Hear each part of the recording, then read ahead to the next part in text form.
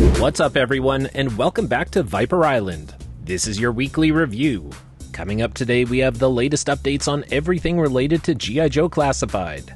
We'll talk about the G.I. Joe HasLab, new reveals and convention exclusives, upcoming unannounced figures, and a lot more. First up, coming soon to Walmart is a brand new 2-pack. This is Night Force Falcon and Quarrel. This 2-pack will go up for pre-orders on July 25th.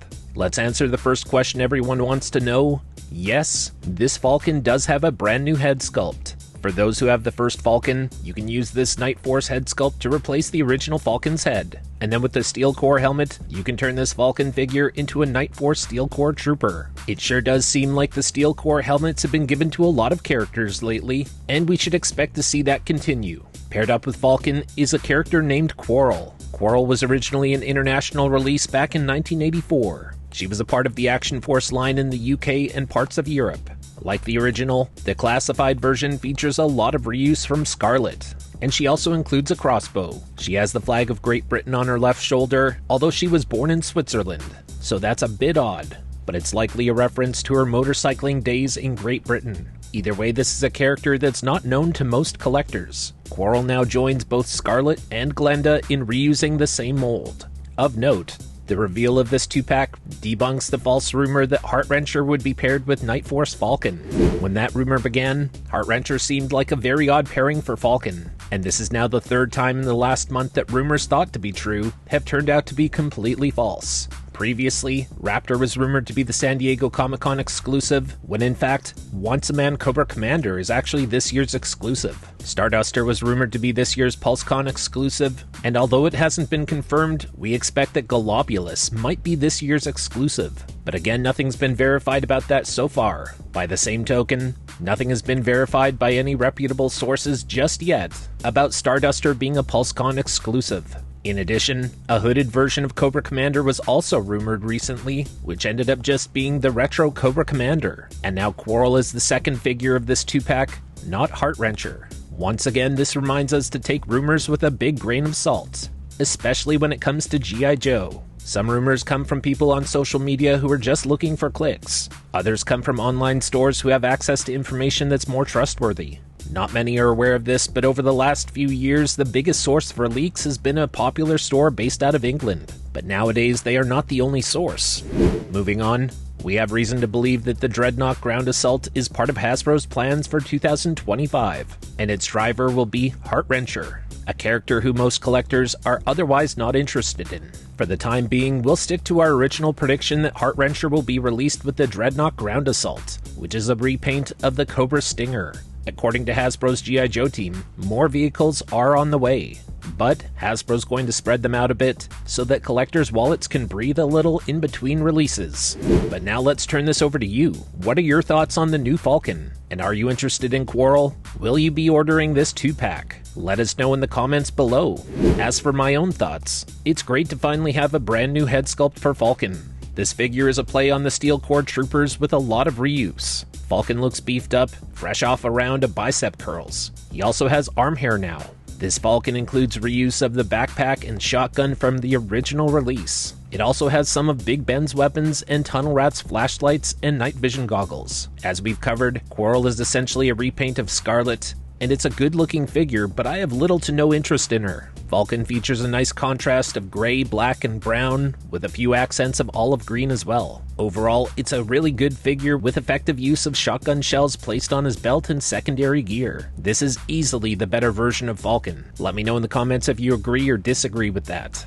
I feel like it's a shame that this wasn't a single figure release, although this 2-pack has been well received by most collectors so far. Some will want to buy multiples just because of Falcon's new head, but keep in mind that if you're just going to use the Steel Core helmet on this Falcon and use Falcon's head sculpt to fix the first Falcon, then you really only need one set of this 2-pack. Let us know in the comments what your own opinion is and how many you're going to order.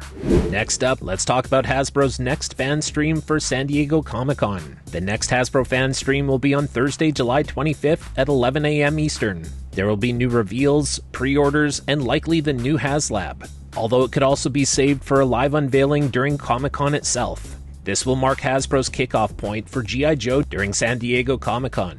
Odds are, this fan stream will be another pre-tape. Stay tuned to Viper Island on Instagram and YouTube for the latest updates. As for the Comic-Con, there will be a 1-hour G.I. Joe brand panel on Thursday, July 25th at 5 p.m. Pacific. At this event, the G.I. Joe team will show off the newest reveals from the fan stream, and we expect that they'll have a prototype of the Rattler on display as well, along with the Dragonfly helicopter, and possibly even new figures including Nemesis Immortal, Saw Viper, and Dial Tone. Next, let's talk about what to expect at the next fan stream and what's next in the G.I. Joe Classified pipeline. First up, Once a Man Cobra Commander. This is the San Diego Comic-Con exclusive, the Night Force Falcon and Quarrel 2-pack, and this is tied to the Walmart Collector Con.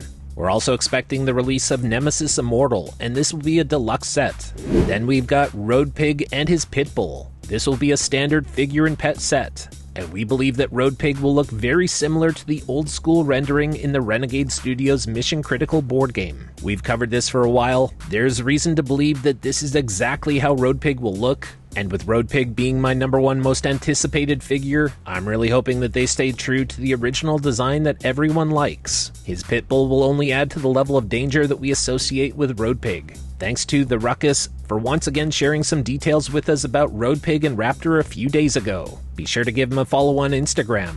We're also expecting Raptor, and this will be a deluxe set. In addition, there are some other figures which could appear during the fan stream. This includes the Action Marine Sniper and the Action Pilot Halo Jumper. If our information is correct, the Action Marine Sniper could be a female figure, with the Halo Jumper being a male figure. We've covered this before. We'll find out soon enough if that's correct. Then in terms of other figures which are in the pipeline, Starduster. We believe this will be a deluxe set as well, as the information we have suggests that he will include something extra, and we're thinking along the lines of Scrap Iron and his anti-armor drone. Then there's Saw Viper, Dial Tone, Xandar, Leatherneck, Frag Viper, Blowtorch, and Footloose. As always, there could also be unannounced figures from theme lines like Tiger Force, Python Patrol, Night Force, Mad Marauders, or even the Snake Eyes version 4. We're also expecting the full reveal of the O-Ring Triple T Tank and Transformers Cup crossover. This includes O-Ring figures of Sergeant Slaughter and Leatherneck. This should be featured during the July 25th fan stream with help from BMAC of the Hasbro team. Also, we've been telling you for a while, don't be surprised to see a lot more of Sergeant Slaughter very soon. That's all I'm gonna say about that.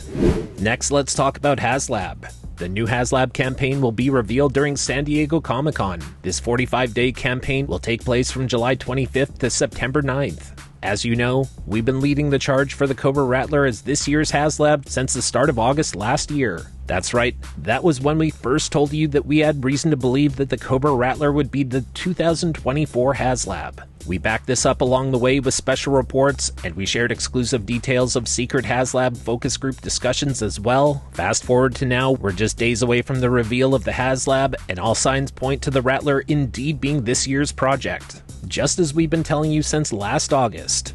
In terms of possible HasLab tiers, Hasbro has shown that they can and will go in any direction, even if that means changing plans in the middle of the campaign as they did last year when they switched from the unannounced Gold Steel Core Trooper to Glenda. That said, this is what we think makes the most sense for a Cobra Rattler HasLab campaign. Included would be Wild Weasel, then a Cobra Paraviper. This could feature reuse from the Action Pilot with a red face mask. And we're expecting a Flight Suit Baroness based on the Crimson Strike Team version. That said, it could also be another female character, although there's no reason just yet to believe that that will be the case. If you disagree with what we think will be included as tiers, let us know in the comments below what you'd prefer instead. Another tier we're expecting is the Cobra Ramp Rat. This is a member of the Cobra Ground Crew. And on that note, the Cobra Rattler deserves some ground crew equipment. As for what equipment would work, we reached out to a member of the US military who's worked with the A-10 Squadron for a while. This is what the Cobra Rattler is actually based on in real life. In terms of extra accessories, it's uncertain how much will be included, if any at all. If there is ground equipment, an aircraft tow tractor, missile loader, and missile trailer could all be options that make sense. And we verified with someone who works in the military and has worked on the real-life version of the Cobra Rattler, a tow tractor, missile loader, and missile trailer all do make sense, and they're also used in real life, so if any ground equipment is included, don't be surprised if it's one of these three. Next, Let's also keep in mind that there's a new Transformers G.I. Joe collab on the way. This one will be an Optimus Prime G.I. Joe Mobat with General Hawk. Just like all of the other crossover items in the Transformers G.I. Joe collabs, General Hawk will be a 3 3/4 inch O-ring figure. We expect that this will be revealed by Hasbro sometime in the near future as well, so keep an eye out for this over the next little while.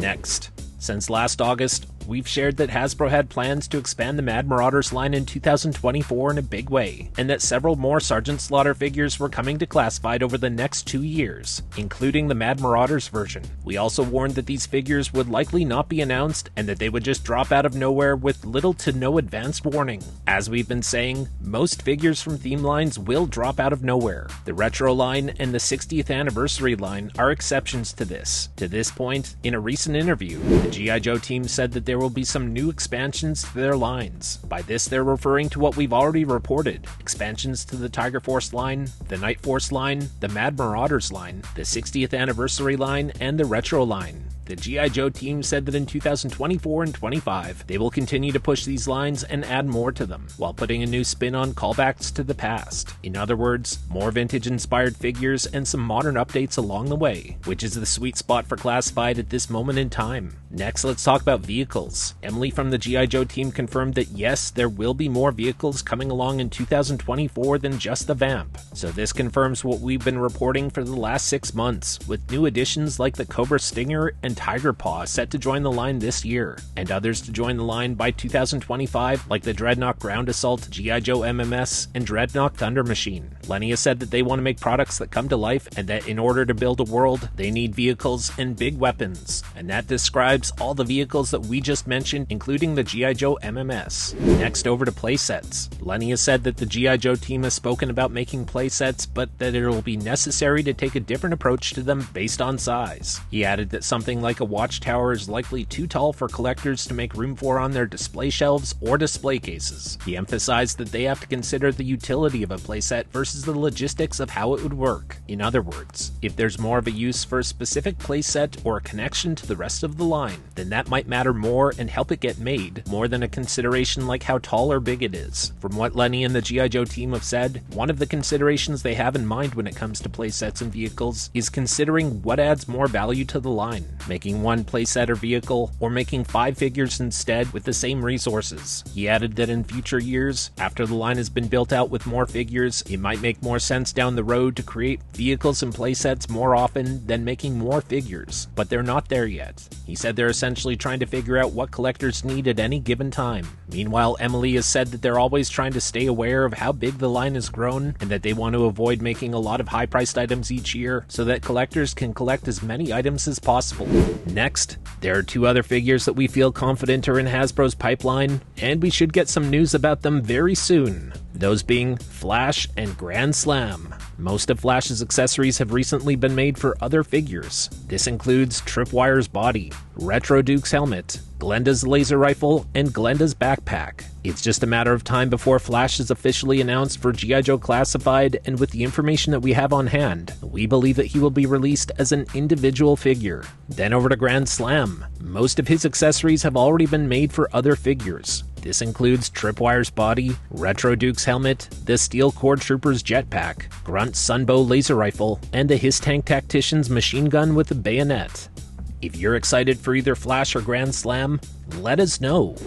With news being slow this summer, we've been busy lately filming a project with Major League Baseball. That said, stay tuned to Viper Island. When there's relevant G.I. Joe news, we will be sure to provide full coverage as always. And as always, we want your takes down in the comments section. Today's Viper Island question of the day is, what surprise reveals are you hoping for at San Diego Comic-Con?